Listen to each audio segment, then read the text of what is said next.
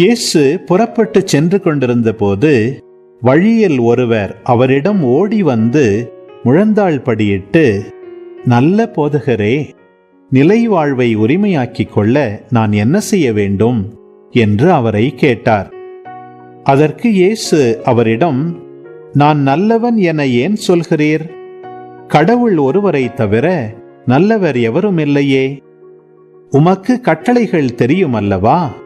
கொலை செய்யாதே, விபச்சாரம் செய்யாதே, களவு செய்யாதே, பொய்ச்சான்று சொல்லாதே, வஞ்சித்து பறிக்காதே, உன் தாய் தந்தையை மதித்து நட என்றார்.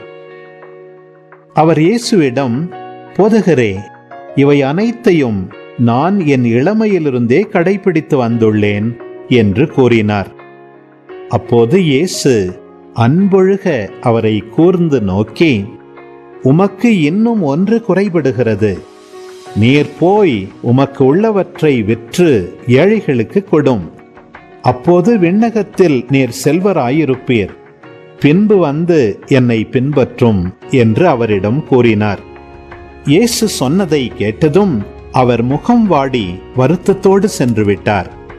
ஏனெனில் அவருக்கு ஏராளமான சொத்து இருந்தது. இயேசு சுற்றிலும் திரும்பி பார்த்து தம் சீடரிடம், செல்வர் இறையாட்சிக்கு உட்படுவது மிகவும் கடினம் என்றார். சீடர்கள் அவர் சொன்னதை கேட்டு திகைப்புக்கு உள்ளானார்கள். மீண்டும் இயேசு அவர்களை பார்த்து, பிள்ளைகளே, செல்வர்கள் இறையாட்சிக்கு உட்படுவது மிகவும் கடினம்.